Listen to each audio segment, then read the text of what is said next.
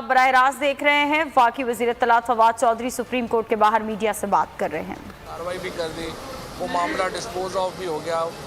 लेकिन असल बात तो ये है पाकिस्तान का जो किस्मत है, पाकिस्तान का जो मुस्तकबिल है, वो तो इस बात से जुड़ा हुआ है कि अदालत हॉर्स ट्रेडिंग के ऊपर कार्रवाई करे, खच्चर ट्रेडिंग को बैन करे, गधा ट्रेडिंग को बैन करे, और ये जो बिकने का खेल है इसको बंद होना चाहिए। जिस तरीके से लोगों को पैसे दे के वहाँ पे ख़रीदा गया, जिस तरीके से ज़मीर फरोशी हुई, उसको रोकना ज़रूरी है। और मैं ये समझता हूँ आर्टिकल 186 में जो आज रेफरेंस चल रहा है, उसमें जो ये असल जो नौइयत के सवाल हैं वो ये हैं। और अटॉर्नी जनरल साहब ने इस वक्त तक जो नुक्ता जिसके ऊपर बात की है, सबसे अहम नुक्ता ये है कि क्या जो MNA है या मेंबर पार्लियामेंट है, उसका जो वोट है वो उतना ही आज़ाद है जितना कि एक आम शहरी का, या उसके ऊपर कदगन है। अभी तक अटॉर्नी जनरल साहब का जो मौक़िफ़ है वो ये है कि जो MNA है उसका वोट अपनी पार्टी का वोट है, कलेक्टिव वोट है, क्योंकि वो जब मैं इलेक्शन लड़ता हूँ, मैं एक टिकट के ऊपर इलेक्शन जीत कर पहुँचता हूँ पार्लियामान के अंदर, उसके बाद मेरा जो वोट है ख़ुसूसन वज़ीर आज़म को इलेक्ट करने के लिए या उसके ऊपर अदम एतमाद करने के लिए, इसी तरह से फाइनेंस बिल के ऊपर, ये वोट पार्टी का कलेक्टिव वोट है जो पार्लिमानी लीडर के ज़रिए इस्तेमाल होता है। ये वो नुक्ता है जिसके ऊपर अभी अटॉर्नी जनरल जो हैं वो अपनी दलाइल जो हैं वो जारी रखे हुए हैं। और अगर ये वोट जो है इसके ऊपर रिस्ट्रिक्शन ना होती तो फिर आर्टिकल 63 लाने का फ़ायदा ही नहीं था। अभी अटॉर्नी जनरल साहब ने जो बेनज़ीर भुट्टो केस है वो कोर्ट किया है, जिसमें ये सारी बात बड़ी फसाहत से सुप्रीम कोर्ट ने पहले बयान की है। जहाँ तक इस बात का ताल्लुक़ है कि ये जो हमारे लोग जो कि गए हैं उधर, जिनकी वीडियोज़ आई हैं, वो वोट इस्तेमाल कर सकेंगे या नहीं कर सकेंगे, उसके ऊपर इत्तफ़ाक़ राय है कि ये फ़ैसला स्पीकर का होगा। स्पीकर साहब फ़ैसला करेंगे कि वो वोट उनका काउंट होगा या नहीं होगा। और उसके बाद जो डिस्क्वालिफ़िकेशन है वो फॉर लाइफ, हमारा मुद्दा यही है कि जो डिस्क्वालिफ़िकेशन है, नाअहली है, वो फॉर लाइफ है। और इन नुकात के ऊपर अटॉर्नी जनरल साहब अपने जो इस वक्त मुद्दा है वो बयान कर रहे हैं। वक्त इसमें लगेगा, लेकिन ये केस पाकिस्तान की जो सियासत है उसके मुस्तकबिल की बुनियाद, अगर आप पाकिस्तान के अंदर हॉर्स ट्रेडिंग रोक, अगर सेनेट के इलेक्शन में जब सुप्रीम कोर्ट ने फ़ैसला दिया था और कहा था कि जो वहाँ पे आपने देखा कि जो वीडियोज़ हुई जिसके ज़रिए यूसुफ रज़ा गिलानी साहब के लिए वोट ख़रीदे जा रहे थे, वो वीडियोज़ इलेक्शन कमीशन को पेश की गई, उस पर कोई कार्रवाई नहीं। अगर उस वक़्त कार्रवाई होती तो आज ये लोग बेचने ख़रीदने का धंधा बंद हो जाता। लेकिन इलेक्शन कमीशन की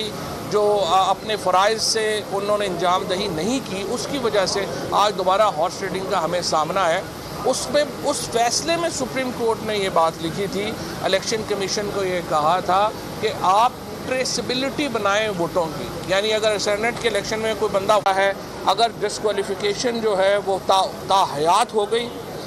और उसके बाद जो वोट है उस पर तो स्पीकर साहब जो फैसला करेंगे उसके बाद देखेंगे, लेकिन अगर ये नाअहली ताहयात होगी तो ये बहुत बड़ा इक़दाम होगा सुप्रीम कोर्ट का। सीधी बात है, देखिए मैं इलेक्शन लड़ के आया हूँ PTI के टिकट के ऊपर, इमरान खान के नाम के ऊपर। अगर मुझे इख्तलाफ है पार्टी से, मैं इस्तीफ़ा दूंगा, मैं दोबारा अपने इलेक्टोरेट के पास जाऊंगा, दोबारा अपने लोगों के पास जाऊंगा कि मेरा ये मुद्दा है, मेरी पार्टी और मेरा लीडर मेरे से इत्तफाक नहीं कर रहा, मेरे ख्याल में वो गलत कर रहे हैं, आप मेरे फ़ैसला दे दें। अवाम का वोट होगा तो आप दोबारा वापस आ सकते हैं। लेकिन ये तो नहीं हो सकता कि मैं इमरान खान के नाम के ऊपर वोट लेके आऊँ, किसी पार्टी लीडर के नाम के ऊपर किसी मैनिफेस्टो में वोट लेके आऊँ और मैं फिर उसी को ही खंजर घोंप दूँ।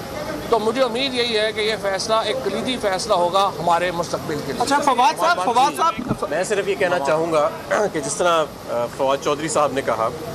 कि कुछ लोग ऐसे हैं इस मुल्क में अपोजिशन में कि जो ये जानते हैं कि 2018 में वोट इमरान खान को पड़े,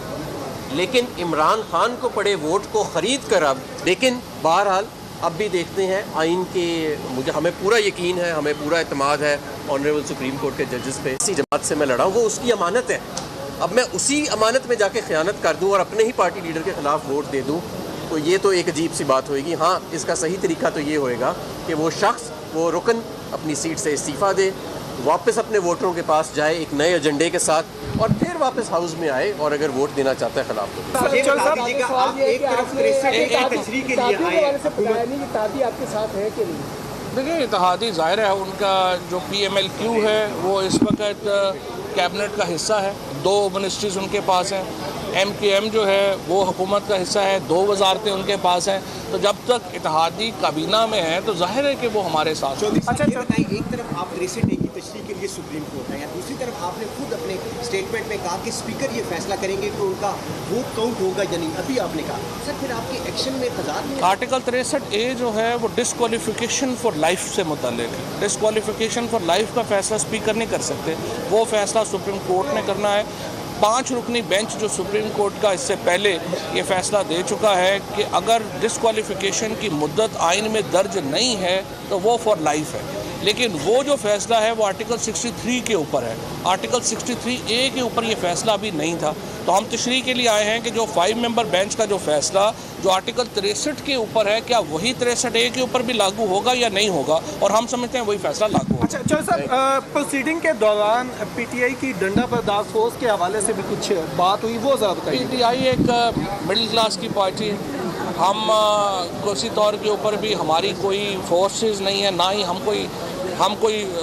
جے یو آئی جیسی مذہبی شدت پسند جماعت تو نہیں ہے یا سپریم کورٹ پر حملہ کرنے والی, یا سپریم کورٹ کے اوپر حملے کرنے والی پارٹیاں تو ہم نہیں ہیں. ہم تو مڈل کلاس کی پارٹی ہیں. ہمارے جو سارے پڑھا لکھا نوجوان ہیں وہ ہمارا کور کانسٹیٹیوٹ کرتا ہے پی ٹی آئی کا, اور انشاءاللہ تعالی ہم اپنے جو مورلز ہیں, اپنے جو اخلاقیات ہیں, ہم اس سے جڑے رہیں گے. شکریہ.